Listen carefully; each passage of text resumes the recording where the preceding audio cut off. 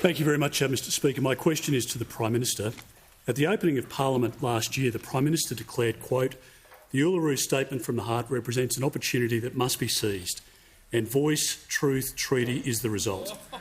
On 19 July, the Prime Minister told 2GB's Ben Fordham that it was not natural to assume treaty would follow the voice and stated, and I quote, "This is not about treaty," and he said that 4 times. Was the Prime Minister being truthful at the opening of Parliament or on 2GB?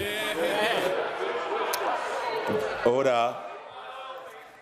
Order. Members on my left will cease interjecting. The member for Deakin and the member for Moreton will cease interjecting. The Leader of the Opposition was heard in silence. So will the Prime Minister. He has the call. I thank the Leader of the Opposition for his question, and he should know, as a member of the Queensland LNP, that the Queensland LNP and the Queensland Government have advanced legislation in Queensland that the Queensland LNP, of which he is a prominent member of, voted for on the matter in which he answers. Order. That's just members on my left. But what is actually before the Australian people is a very clear proposition, of recognition of Aboriginal and Torres Strait Islander peoples in Australia's constitution as our First Peoples. And what is also before the Australian people is listening to Aboriginal and Torres Strait Islander people in order to achieve better results. And he doesn't have to listen to those on this side of the House. He just has to listen to those behind him.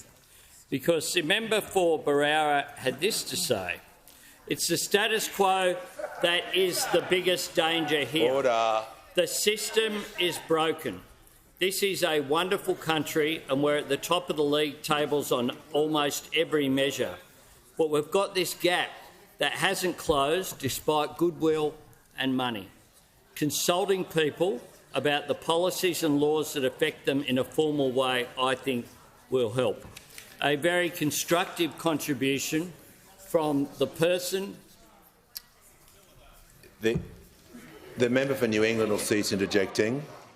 I'll hear from the Leader of the Opposition. Well, Mr Speaker, this goes to the Prime Minister's credibility. Is he willing to demonstrate to the House where he told the truth and where he didn't, instead of this tricky tap dance? The Leader of the Opposition will resume his seat. The Leader of the House. From the beginning to end of that point of order, it was an abuse of the standing orders. The whole thing. I'll remind all members, when taking points of order, it's simply a matter of stating the point of order, not giving commentary.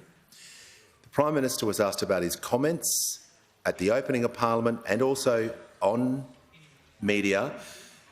Order.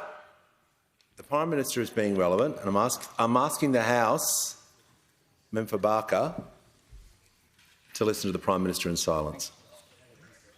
Relevant about the question that is before the Australian people.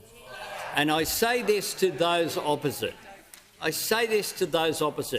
If you believe that there is something wrong with the question that Australians will actually vote for between October and December this year, then put that case. Put that case. But you are incapable of doing so. So the No campaign, continues to raise things that are not a part of the question that is before the Australian people. The question that was in legislation that the Leader of the Opposition sat over here and voted for it to be put to the Australian people. And I say this, over coming weeks and indeed months, the Australian people will have the opportunity to have their say, to embrace the opportunity that is there for recognition and for listening to Aboriginal and Torres Strait Islander people in order to achieve better outcomes. I say, if not now, when? We need to embrace this opportunity to enlarge our nation by voting yes.